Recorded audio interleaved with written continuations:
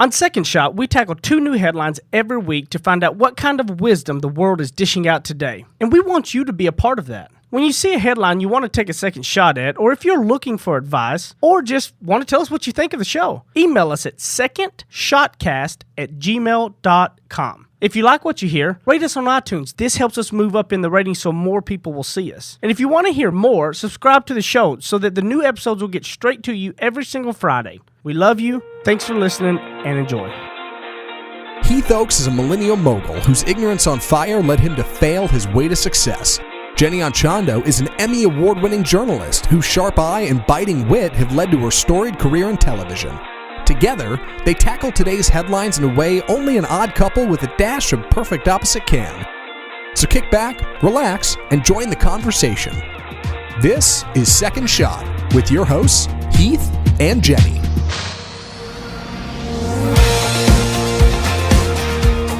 So right in front of me is the monitor, and it shows like our logo staring at us, and it just is that reminder of just how much hotter my wife is than I am. Like as I stare at it, and I'm like, man, my wife is hot, and I'm Thanks, babe. I definitely look like a mongrel from the land of lost time or something. No, you don't. I actually love that picture of you on her logo. You're still much hotter. Thanks, It's good babe. though. That's my sales skills, baby. Matt is still out. We got Jenny and Zach in as always. Hello, everybody. Matt's Hi. still acting like he's on vacation or something. He's doing something, let me tell you. I'm a little worried about what that guy's cooking over there, but I'm sure it's fun, whatever it is. You'd be good to know, Zach, that I did not start the clock. Glad to know. I know. No, that thing is a menace. I'm telling you, it haunts my dreams. I wake up in a cold sweat thinking about not starting the clock. So last Thursday, Jenny's episode with Watch Chad Prather's show, and Monday mine with the Chad Prather show came out where he interviewed both of us on the show. And, of course, Chad took plenty of options and times to correct me on my grammar, my words Oh, throughout that one. good. It's funny. Good. I'm glad because I didn't hear. I wasn't there when you recorded it, so I'm glad to hear that he took it upon himself to fill yes. that role. Absolutely. Yeah, he did really good with it in the beginning. This is whenever he first taught me that waller was not a word. It was actually wallow, and I did not know that. I thought it was waller. And it's just when instead of whenever. But that's just another Yeah, that's a whole lesson for another day. One day, mind blown. Waller. one day we'll get Waller in the dictionary. It'll happen. All right, should be. How should it be spelled? It's easy. Oh, tell me. Do tell. Waller. Waller. Waller. Put it on a T-shirt. Yeah. We need some Heathism shirts or something. That We would be do. funny. I need Yeah. a conversation with your 4th grade English teacher. They gave up on me. Aw, Look at you now, though, babe. That's It's right. all good. Yeah. you sure showed them. Yeah. Well, our first article this week, why are young people pretending to love work? This is a long one, so I'm going to try to sum it up best I can, but excuse the language. Welcome to hustle culture. The current state of entrepreneurship is bigger than career. It's ambition, grit, and hustle. It's a live performance that lights up your creativity, a sweat session that sends your endorphins coursing.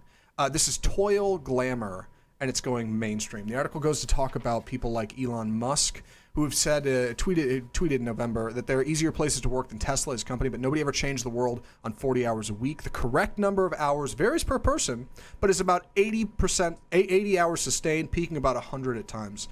Pain level increases exponentially at 80. This goes on to talk about entrepreneurs, young folks who are just all about the hustle. Who my hobby is my work, and work is my hobby. It is my life. I wake up in the morning, I eat, drink, and sleep. Work, it is my thing. And the question this article asks is, for some people, surely this is real, but a lot of people have to convince themselves this is something they like. And like any hobby, it's niche, it's its own thing, and not everybody is going to love work. So are we getting to a point where it feels like people have to force themselves to do the rise and grind to love work, and that's who you have to be?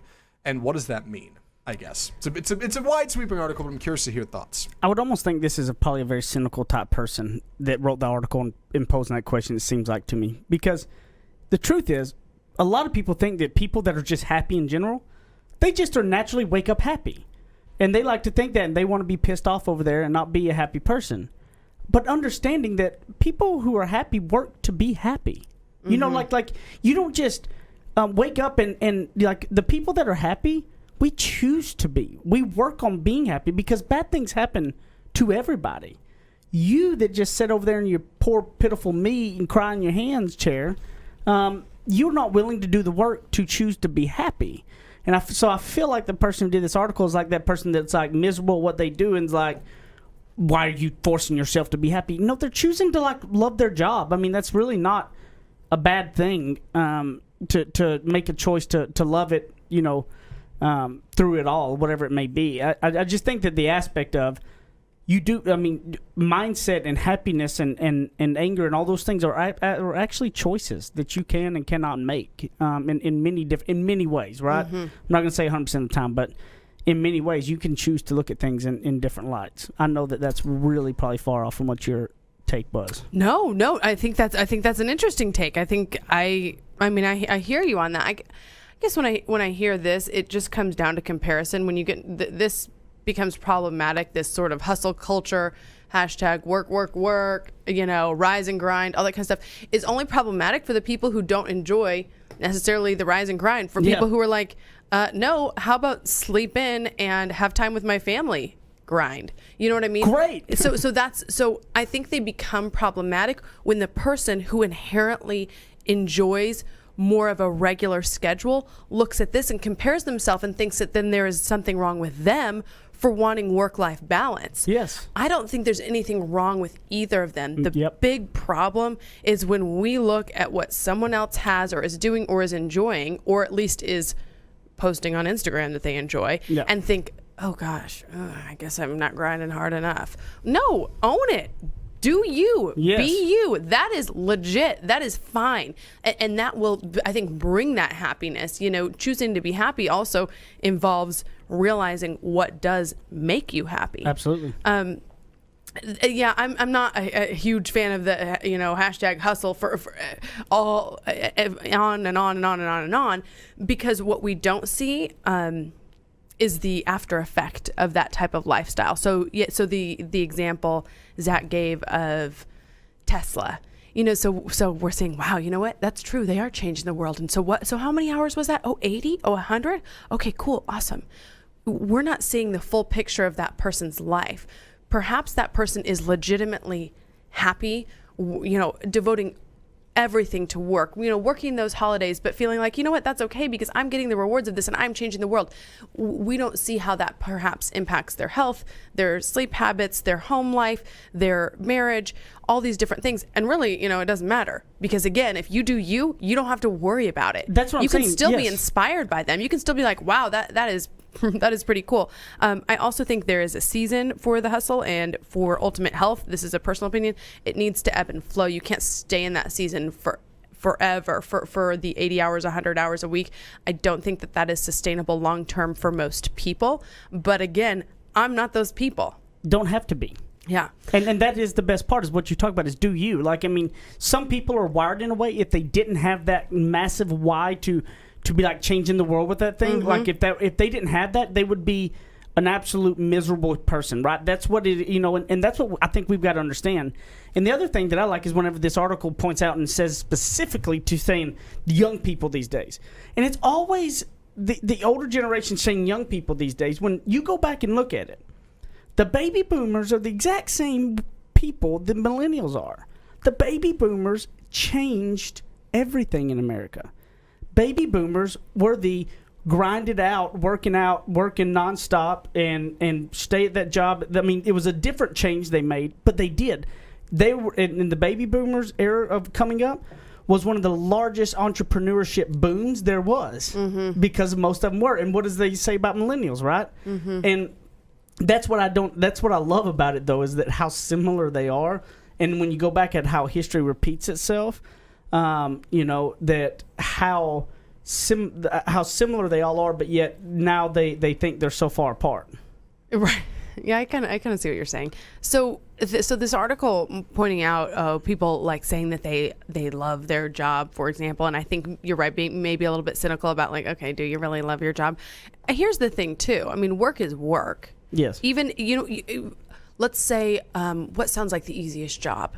Being a model. Oh, you just stand there and look good. Absolutely not. You speak to a professional model. I have friends who have done this for a living and do this for a living. There is prep time. There are restrictions on how you show up looking that day, what you're wearing, what kind of conditions you're in, whether you're, staying underwater and it's cold, or you're, on the top of a mountain, or you had to get up at 2 a.m. or fly across the country. It's not about the picture, it's about all the stuff. You have to eat right. You have to do all the things properly. Even, what I'm just throwing that out there as a job that people might think, oh gosh, well, that's easy. She's just a model. I got a good one for you. Broadcast television. Well, you just show up and you talk for 2 hours on commercial breaks, and then you go home and you're done. And it's super easy. That would be, my gosh. People used to always ask, well, so what do you do the rest of the day? Because they would see the, they would see the show, and at the time, by the way, this was a 6-hour show I was working on at Fox in Indianapolis. I'm like, well, first of all, we're on the air for 6 hours a day, so that's pretty full. And we do get in 2 hours prior to the show, read through the show,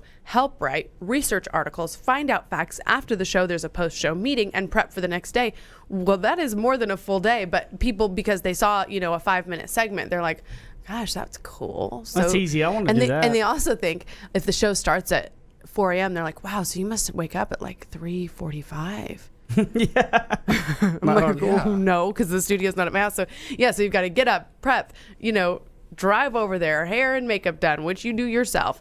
And then, of course, the actual content of the show, which is the important part. But yes, that is a very good example. But I would still be the person who posts, love my job, because by and large, yes, I do. And because I believe in sort of putting out what I want to be true. So I'm not really big on, like, for example, last week I did make a post where I'd had my hair and makeup done, and I was holding Brighton. I thought it was a really sweet picture, but I also gave some perspective on what had also happened that day, including Brighton having a massive accident all over the dress that I had just put on for the event I was hosting.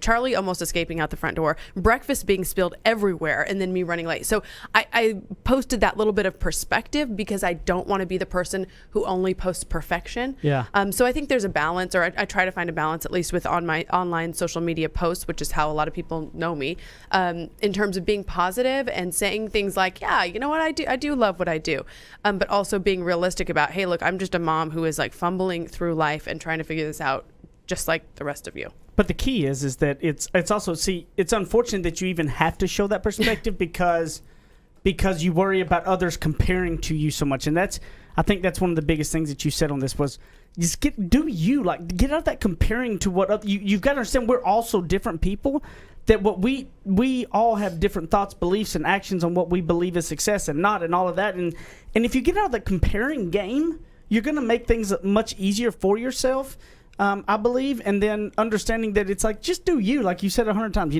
do you, and it'll all work out. We'll be back in a minute on the second segment of Second Shot. That was aggressive. I was running out of breath.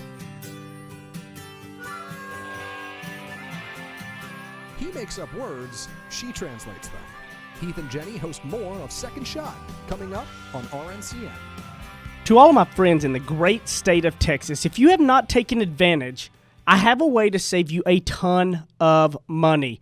I have saved over about $3,000 in the last year, and I have no hassle. Go to EnergyOgre.com, put in the promo code SECONDSHOT. Now listen, promo code SECONDSHOT, and you're going to get a free month just for signing up and saving a ton of money. So don't be crazy. Stop sitting around talking about, is this the real deal, and go do it right now. EnergyOgre.com, promo code SECONDSHOT, and a free month. Thanks. Go get it now. Run.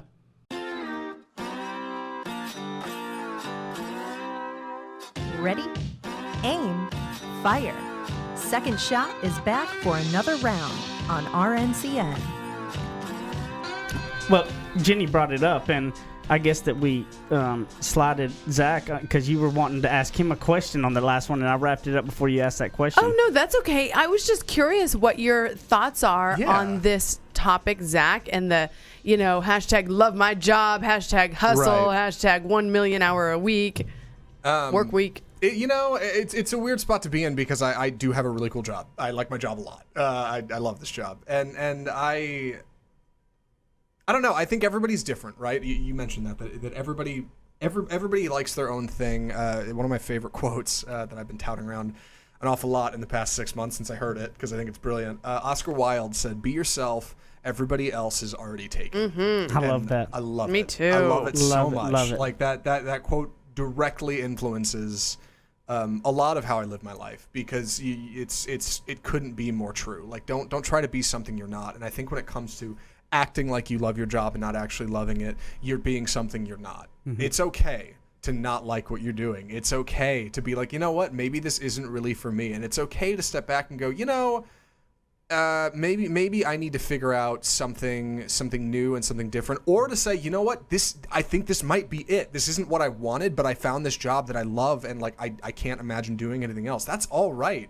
I think ultimately all that matters at the end of the day is how we feel, right? Like all that matters when you get in bed is did it feel good today? Did I feel bad today? Your personal perception of the world is your everything. It's what you see and what you do and what you take in.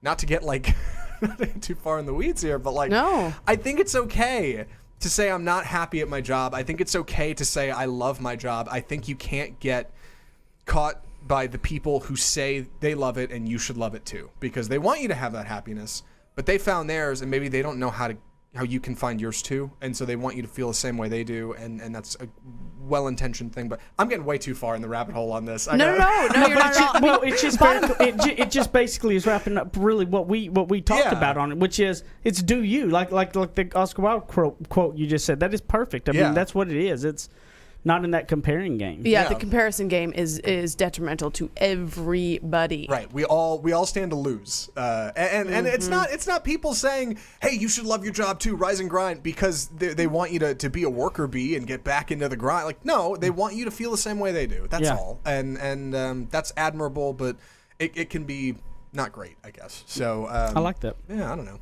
Yeah, that's what I got. This next headline, I am curious. I'm hoping to get Heath's perspective so we can like hook everybody up with intel on how to have your boss love you. Yeah, the importance of working for a boss who supports you. Employers seek loyalty and dedication from their employees, but sometimes fail to return their half of the equation, leaving workers feeling left behind and unsupported. Professional relationships are built on trust and commitment, and working for a boss that supports you is vital to professional and company success. Employees who believe their company cares for them perform better. This goes into investing in a relationship with your boss, ways you can communicate a little better, but I'm curious what you guys think about this, because I agree.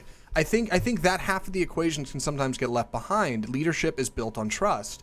If your boss trusts you, that's great, but if you don't trust them, you're in trouble, right? So what do you think about this, Heath? Well, I want Heath to give some tips for people who are hoping to endear themselves to their boss. I mean, not kiss the ring, but yeah, I agree. Like, how do you?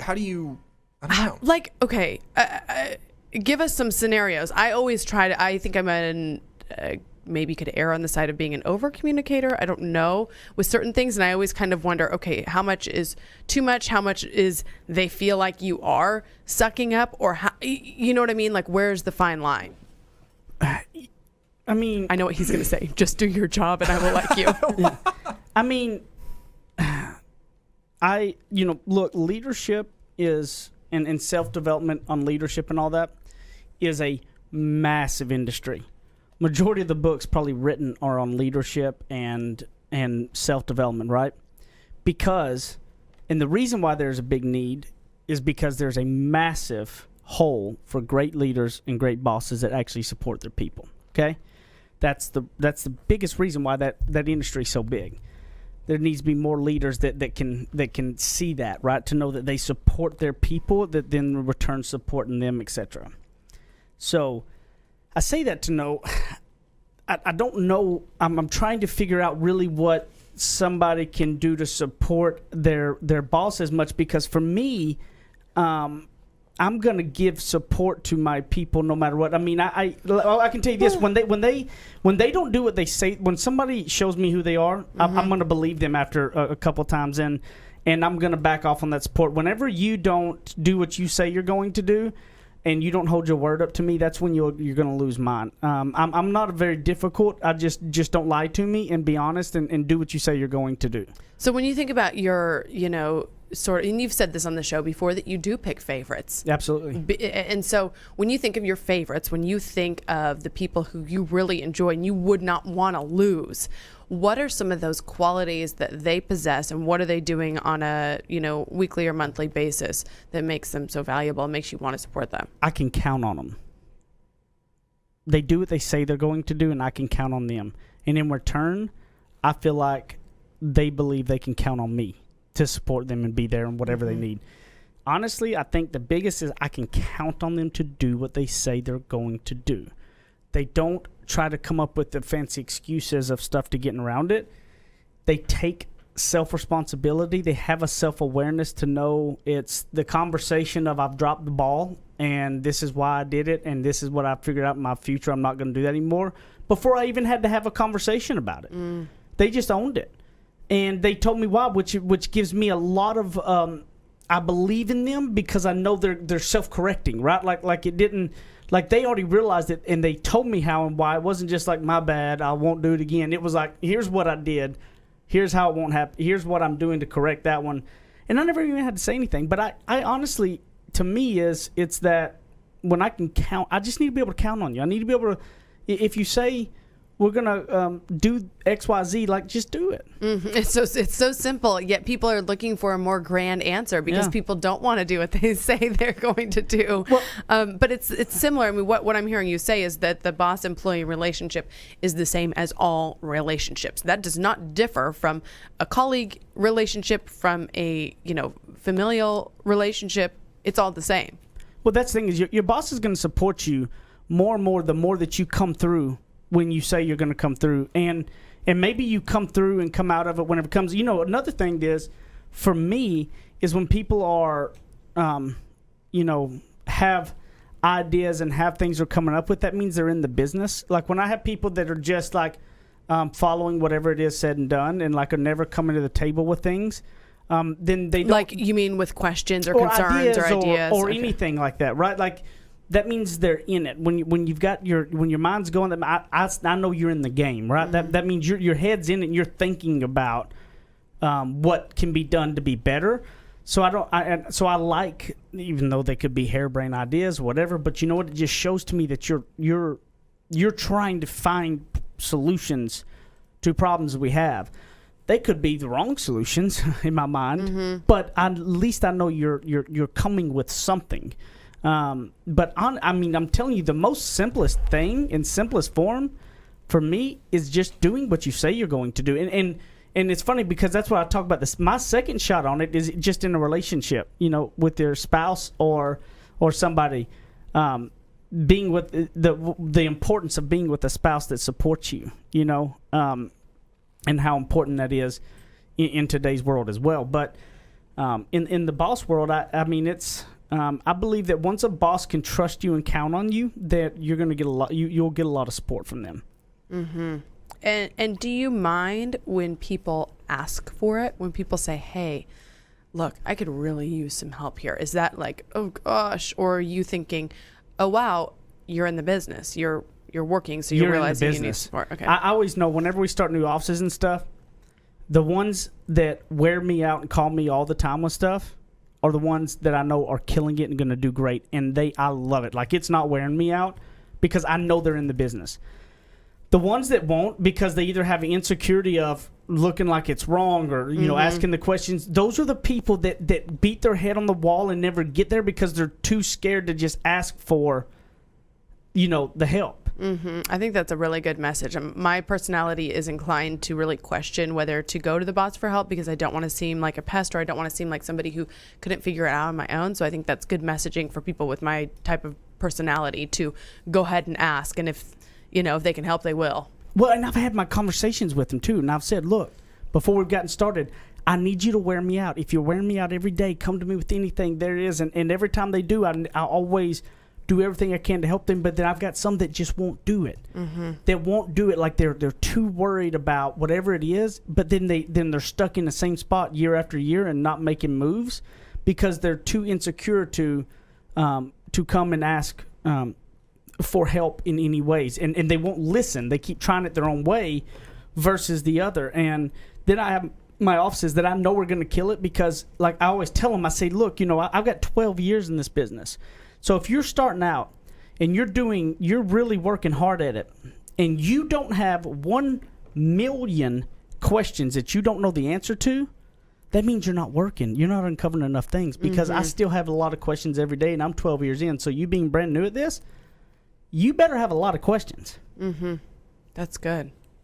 Yeah, that makes a lot of sense. I like this idea that it is a relationship. I think people forget that. They think it's professional, and they're like, well, they're my boss, and I'm their employee, and that's just the way it is. We didn't set this up. This is just how it has to be. I think it's important to understand that, like, it's more than that. Like, it just is. There has to be a level of engagement. You have to be able to listen to each other and hear what each other has to say and help each other out. In both cases, right? A boss tells you to do something, you have to be able to help them and do it. You ask the boss for help, they have to be able to listen to you and help you out in some form or fashion. I think a lot of people discount that and just, well, they tell me to do it and I do it and that's the way it is, and you end up just feeling like you're never heard and you're miserable. Sure. Yeah. The biggest way I've been able to find support from my bosses, and I'm talking upper level management. So for example, at a TV station, there is one general manager.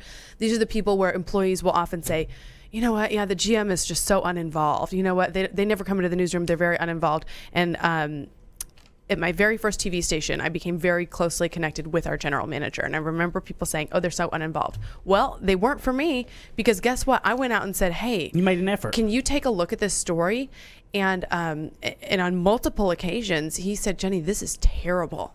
I can't believe we actually aired this. But guess what? He gave me advice, and then it was a team effort for the next stories that we put on the air. So then I have someone who's got 30 years in the business helping out me, who had 6 months in the business, and guess who got a great job after that job because of his support and because he saw, like, I think it invigorated him too, because he's sort of working on the business side and working on finance and working on, he's outside of the creative part of the business that his employees are in.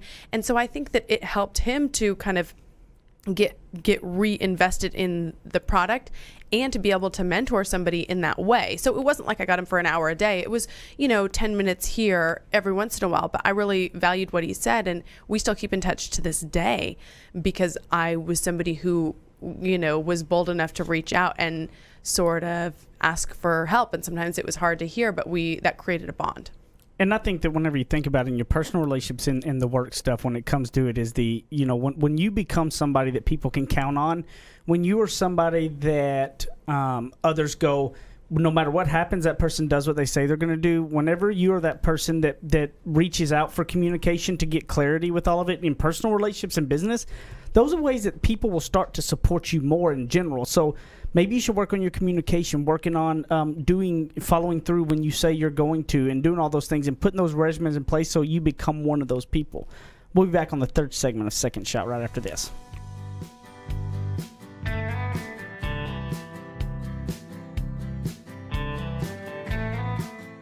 Now that's what I call ignorance on fire. More of Heath and Jenny still to come. You guys have been listening to Second Shot and hearing us talk about it. You need to go pick up my book, Ignorance on Fire, A Journey of Failing Your Way to Success. You can get it on Amazon in a paper book. You can also hear this beautiful voice of mine in audiobook style on Audible or anywhere you're going to get your audiobooks. Guys, this book took a lot of time to put into it, and I believe it can really be some life-changing stuff to help you on your path to success. And hopefully you're going to fail your way to success just like I did. Ignorance on Fire, A Journey of Failing Your Way to Success. Amazon.com, Audible.com, audiobooks, paper books, everything. Get it, share it with your people, and I appreciate it. Thank you, guys. Go pick it up today. Kick off your boots or suit up. The choice is yours. Welcome back to Second Shot on RNCN. Well, we've got a huge announcement that Jenny's going to go over here in a little bit. I want to address some stuff with Zach first, and then we're going to let Jenny drop the ball on some stuff. But now, here's the thing. Leave us a rating and review. Second Shot Facebook group. We're all hanging out there chilling, chillaxing, Yeah. Cadillacing. I mean, you're rolling. Cadillacing. Yeah, and then we need a rating review. We need some shares, guys. That has Help to us out. So here's the deal. If you leave a rating or a review or share a screenshot or a link of the podcast on any of your social media, tag me on Instagram and I will share it to my audience I have a large audience on there. So if you're looking for followers for your business, your company, just even your family page, I will, share it. Tag me at Jenny and Chondo on Instagram, and I will share that in my Instagram stories. And the way to do the review, by the way, is through your podcast app. And it's super simple. It takes 15 seconds. Yeah. Yeah. It's almost easier than subscribing. I was at a meeting not that long ago with a bunch of local social media influencers for whatever weight that's that has. cool. Man, any of them would have taken you up on that offer. Like, Jenny Ochando's going to retweet my thing. Like, that's huge. You know? Like, yeah, that's a big deal. And I feel like a lot of people discount that. Seriously. Go Slide share that tag in. Yeah. It's pretty simple. You will be shocked. It'll work out. secondshotcast@gmail.com is also the email that if you have any questions, comments, or anything you want to send. Which a lot of people now are just posting in the Second Shot Facebook group some of their stuff that we used to kind of get similarities in emails. And so in the third segment, we usually kind of take this time as a free-for-all and to address some of those. And so today, we're going to have I want Zach to bring up what he just talked about, and then we're going to turn to Jenny for her to drop her new little adventure on everybody. I know. I feel like I'm stepping on the news. No, don't. No. I want to have that discussion because when we have these good discussions off the air, it's important to bring them to everybody else too. So I had a friend of mine reach out. They just got a new job, and they're very excited. They're doing their thing, and they told me that they spied on their manager's phone. Not to eavesdrop or anything, but I mean, this is just something you see. On their iPhone, they noticed that red bubble above their mail notification had just a lot of unread emails, like thousands. They said 7,000 or something.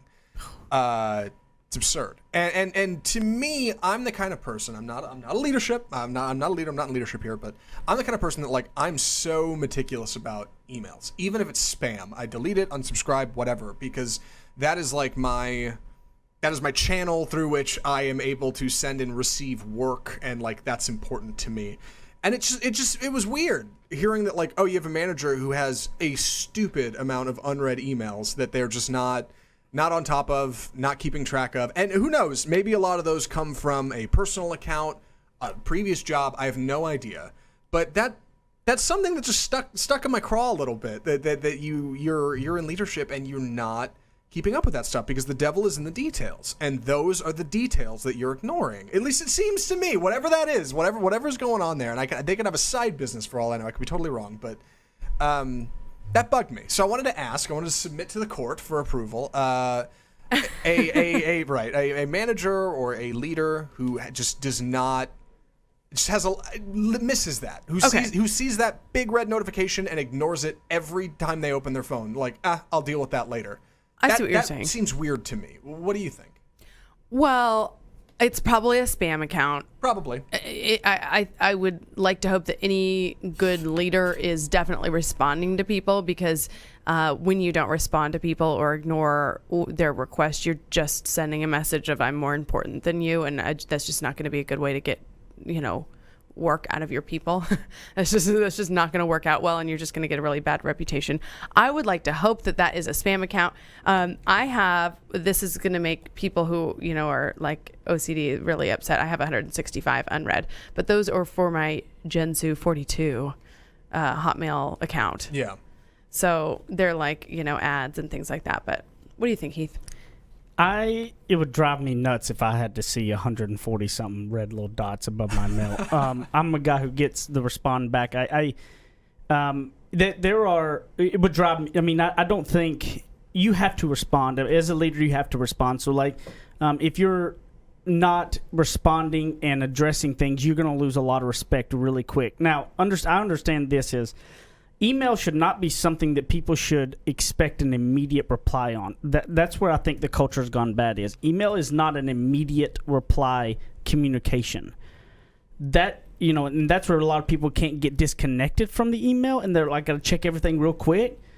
I think in 24, 48-hour reply from an email is fine. And so you need to some people are overdoing the email on how much they're on it. That's not a direct communication. It was never set up to be a direct communication, fast type of setup. So the expectation of an immediate type of reply is something that needs to be changed, because that's not what it's for. I mean, if there's you're making the suggestion of a phone call, if you need text message, something quick like that. If you need an email should be something that a 24, 48-hour reply is respectable. You definitely shouldn't have that many built up with no reply with it at all. It drives me nuts when people don't respond to people at all. It's a pet peeve of mine. I really try to very, very rarely drop the ball in that area. I mean, obviously we're all human, we do, but I would say I definitely don't drop the ball in that area more often than not. I mean, just in my opinion. Yeah, I'm going to give this person the benefit of the doubt and say that that's some sort of junk spam email folder. And My hopefully OCD, though, I would have already gotten rid of those junk spam or Yeah. something. There's no way I could look at that red bubble What like about, that. does this bug you or trigger you, babe? Looking Yeah, at God bless. mine? That would just drive me nuts. I This, couldn't do it. this No. whole phone situation, I don't Show know. the camera. Show your You have camera. a lot going on here. What is this? I mean, Okay, you got some red bubbles on is there. that stressing you That guys stresses Some me. emails. Oh, a bunch of phone calls. I can't. also- Okay, yeah. I can't also don't stand have any of my apps updated, so those are I Yeah. can't you know. stand And that. you keep them all in 132. folders. Well, but okay. I have a weird thing with saving voicemails too. Like, just people who are special in my life. Although Heath never leaves me a voicemail, so I don't think I have one of him. But like Surely my you mom, have my one. dad, both my brothers, people who I don't see very often, I do Right. save like their voicemails because I think you do the same thing I do. Probably most of us do. Like, God forbid, tragedy Yeah, strikes, anything I'm- happens yeah, to them. I didn't wanna you say have it, but that. yeah. Like, yeah, totally. Yeah. Yep.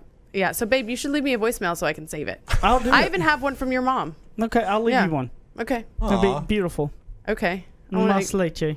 You'll work So- up a whole message and she'll pick up. I'll, yeah, I know. yeah. I know. He never calls me. I probably would pick up even if Right. it was like an emergency because he never calls or we do not I'm not it's like not a judgment on Heath. We just don't call each other often. Hey, text and stuff. Yeah. Yeah. I want you to tell us what's going on in your world. You guys, I am so excited. On my vision board for 2019, I put a lot of different things that I wanted to happen and want to come into my life. And, you know, without a plan, we talked about the difference between vision boards and actual plans and setting goals and things like that. So the vision board is just sort of more of an abstract concept. And one of the things I put out there was future of fitness. And I also put fitness innovation on it. And I have been a certified personal trainer for 15 years. I don't actively train, but I'm still just have a passion for fitness and always have and always will. So about, oh my gosh, 3 weeks ago, a month it's been ago. Longer than that. Okay. Longer than that. Okay, so let's say a month ago, the functional medicine doctor I was seeing, it told me I had taken these blood tests. I had heavy metals in my system. I had mold toxicity. I had all sorts of issues. And there's a number of different remedies. One of the suggestions was to go to an infrared sauna. So I was like, okay, cool. So I start looking up infrared saunas. They're like $25 a pop. And so then I'm going to have to work out, then go to the infrared sauna. I'm like, I don't have time for that. Then I found out about a place called Hotworks, HOTWORX, where you do a workout inside of an infrared sauna. So to me, I thought this is maximum efficiency. So I'm getting the benefits of the infrared sauna, but then I'm also getting my workout. So I'm not having to do one, then the other. Went to it, fell in love with it. A couple weeks later, went and met the creators of the program. And now I am going to be opening a Hotworks facility in the DFW area. Whoa, really? Yes. Oh, man. Yes, it's going down. I will be hiring. Really? Yes, I'll be man. I'll be I'll hiring slide your within the resume. next I can't wait. She's about to be hiring people and dealing with some employees. It's going to be Seriously? awesome. Oh, my Yeah. gosh. I'm so excited. Yes. Congrats. Thank you so much. I'm is really so cool. excited because this is just something I'm passionate, you know, fitness is something I'm very passionate about. So I'm not stopping broadcasting or all of those other things. That's still, going to be a big part of my and life. that's the reason why she's buying a franchise and buying a location of a franchise is that it's something that once she gets up and going, like, and has it set, she can still keep doing her broadcasting career while having that kind of on the side. Oh, man. I want to hear about leadership problems. Oh, and my gosh. Ask you about things. Well, it'll probably give me some fodder for the show. I'm Yeah. sure I'll be able to bring a different I depth think of it will. knowledge. It's gonna be can't- interesting. Heath is like waiting for me to struggle, but I'm not going to struggle. I'm going to kill it. I'm not waiting for. I don't think you're going to struggle. I'm No. just waiting for the. I'm waiting for the. For those dynamics to hit that you haven't yet dealt with. Oh, I'm so yeah. That's what I'm waiting It's for. another level. I'm really, really excited about it. And I'm excited to learn about, opening a business. I mean, already so far we've been looking at different sites. So we don't know our exact location in the Metroplex right now, but we've been looking at different sites and kind of working on that. And I've been learning about just setting up, just doing all the things to set up a business. So this is a new venture for me. I had a small personal training business that was just literally me back in the day. So I did this on a very, very small level. So this will be another level. I mean, and I'm excited about it because she's gonna kill it. I mean, she's gonna slay this thing. Thanks, babe. I love it because she'll outwork anybody there is. The woman's like the Energizer Bunny, and it just goes and goes. I don't know how it always works, but she does. And I'm excited because it's gonna be a fun it's like she gets to do that while keeping her broadcasting when you've always had a dream, and it's always been a dream to own a fitness business. Yep. And that's the cool thing, is that dream is coming true, and that reality is coming to fruition, which is fun. Yes, gosh. Last year was kind of a hard year, and so I needed, I felt like I could use a win in terms of my long-term goals, and I'm really thankful that this came about. I've looked into several other fitness-related businesses because this is something I've wanted to do for so many years, and none of them really made sense for me. And also, I mean, you have to believe in something wholeheartedly. Yes, I and think, you do. But you took this one as soon as you did it. You loved it so much, and you thought it was such. I mean, it was like in 3 weeks later, it's like, okay, we're buying.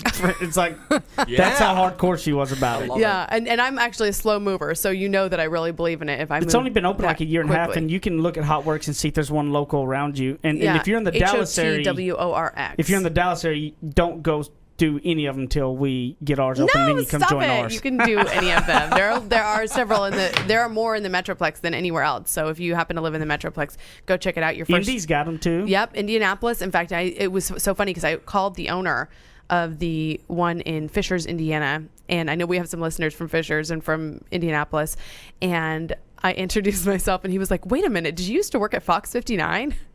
Because I was calling him to find out about HotWorks, to find out, what are the challenges? Would you, do you still believe in the business now that you own one? All that kind of stuff. And he did. He said he loved it. And he was like, oh, that's crazy. So. Oh, man. I'm so excited. Oh, you got to work out, like, budget and Oh, employees gosh, I and know. retail space. Oh, man. Oh, I'm Inventory. excited. No, it'll be good. Yes. It'll be great. I can't wait to grill you on all things.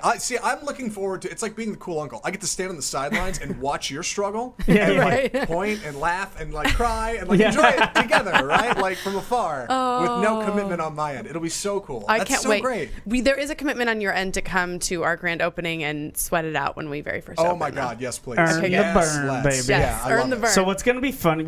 I think what we're going to have to do is the third segment. We're going to have make up like a funny little like Jenny update on a HotWorks Entrepreneur's corner. You like going through this journey. I think would be cool, right? Like and admitting and going through some of the things you're learning with it all. I think would be actually pretty cool for people to get that insight on. So maybe we'll start doing that on the third segment, giving everybody some insight on it all. I love it. So where can they find you? So Instagram at Jenny Ann Chondo. Same thing with Facebook, Jenny Ann Chondo TV on Twitter, and my website, jennyannchondo.com. Facebook.com/group/second-shot, secondshotcast@gmail.com. Tell us what you thought of the show. Get involved with it. Come join the conversation. And Apple Zackintosh on Twitter and Instagram. Who needs it? At Heath Oaks and at Ignorance on Fire on all those platforms. Share us with your friends and family. Share it on Facebook, social media, and all those good things. And we love you until next time on Second Shot.